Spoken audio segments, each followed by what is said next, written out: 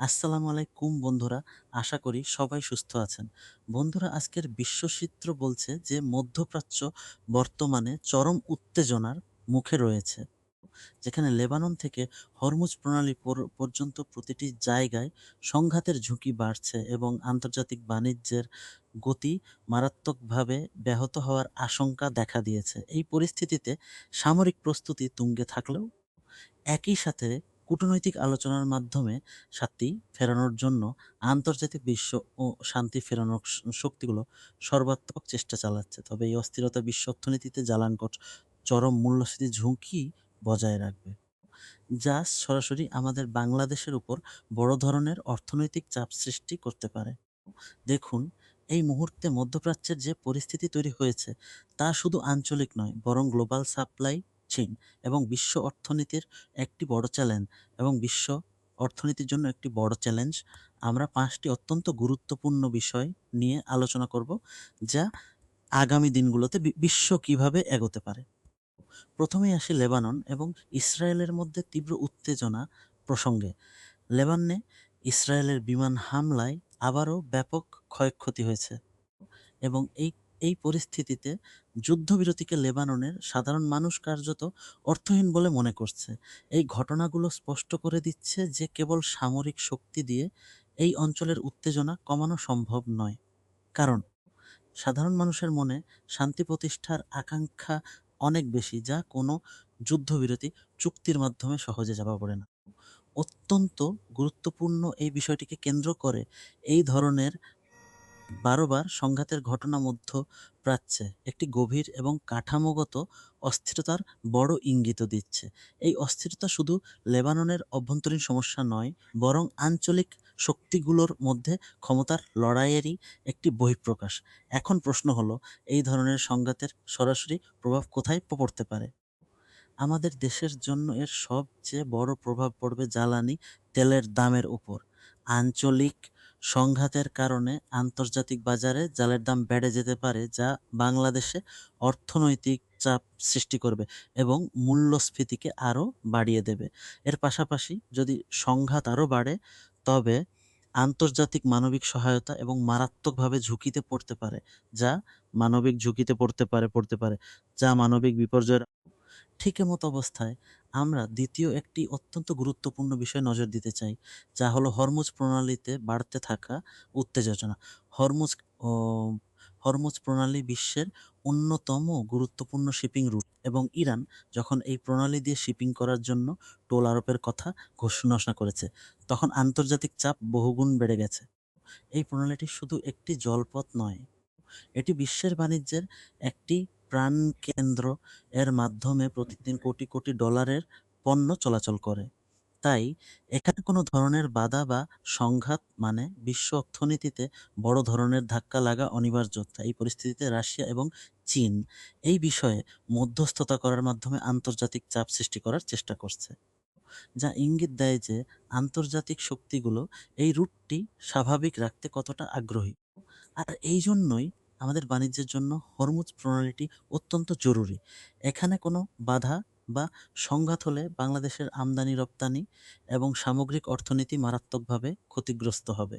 কারণ আমাদের বাণিজ্যের একটি বড় অংশ এই জলপথের উপর নির্ভরশীল। আন্তর্জাতিক সম্প্রদায়কে দ্রুত কূটনৈতিক চাপ দিয়ে এই প্রণালীকে স্বাভাবিক রাখতে হবে। অন্যথায় বিশ্ব বাণিজ্যের গতি কমে যাবে এবং তা বৈশ্বিক মন্দার দিকে নিয়ে যেতে পারে। এর পরপরই আমরা তৃতীয় একটি বড় আন্তর্জাতিক ভূ রাজনৈতিক বিষয় নিয়ে আলোচনা করব, যা হলো মার্কিন যুক্তরাষ্ট্র এবং ইরান সংঘাতের প্রস্তুতি। বিভিন্ন বিভিন্ন রিপোর্ট থেকে জানা যাচ্ছে যে মার্কিন যুক্তরাষ্ট্র থেকে জানা যাচ্ছে যে ইসরায়েলের মধ্যে সম্ভাব্য সামরিক সংঘাতের প্রস্তুতি নিয়ে বিভিন্ন তথ্য আসছে। অন্যদিকে রাশিয়া এবং চীন এই ধরনের সংঘাতের তীব্র বিরোধিতা করে কূটনৈতিক সমাধানের পক্ষে কথা বলছে। দেখুন, এই পরিস্থিতিতে আন্তর্জাতিক শক্তিগুলোর মধ্যে মতপার্থক্যটা খুবই স্পষ্ট। একদিকে সামরিক প্রস্তুতি তুঙ্গে, যা যেকোনো সময় বড় ধরনের সংঘাতের ইঙ্গিত দিতে পারে।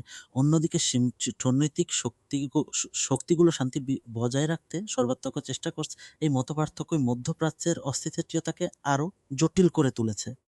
এই ধরনের বড় আকারের সংঘাত থেকে আমাদের দেশ দূরত্ব বজায় অত্যন্ত জরুরি, কারণ আঞ্চলিক অস্থিরতা যে কোনো সময় আমাদের স্থিতিশীলতাকে প্রভাবিত করতে পারে এবং আমাদের পররাষ্ট্রনীতিকে চ্যালেঞ্জের মুখে ফেলতে পারে। তাই টাম ফেলতে পারে। তাই এই পরিস্থিতিতে শান্তি বজায় রাখতে এবং উত্তেজনা কমাতে কূটনৈতিক আলোচনাকে সর্বোচ্চ গুরুত্ব দিতে হবে এবং এই দিকেই আন্তর্জাতিক মনোযোগ দেওয়া প্রয়োজন। এরপর আমরা বিশ্ব অর্থনীতির মূল চালিকা শক্তি জ্বালানি বাজার নিয়ে কথা বলবো।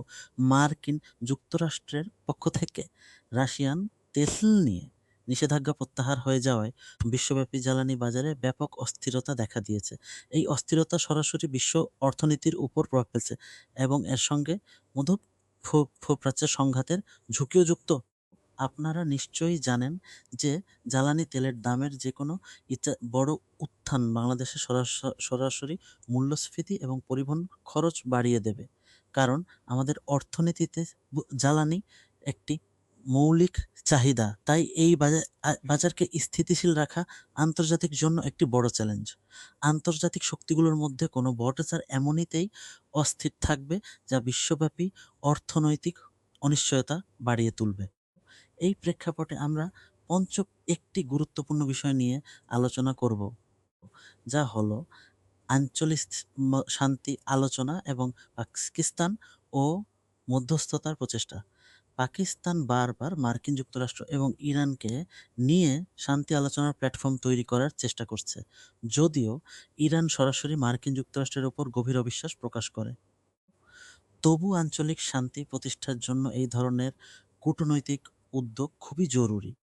আপনাদের সুবিধার্থে বলে রাখা ভালো, এই ধরনের কূটনৈতিক উদ্যোগগুলো আঞ্চলিক স্থিতিশীলতা বজায় রাখতে সহায়ক ভূমিকা পালন করতে পারে।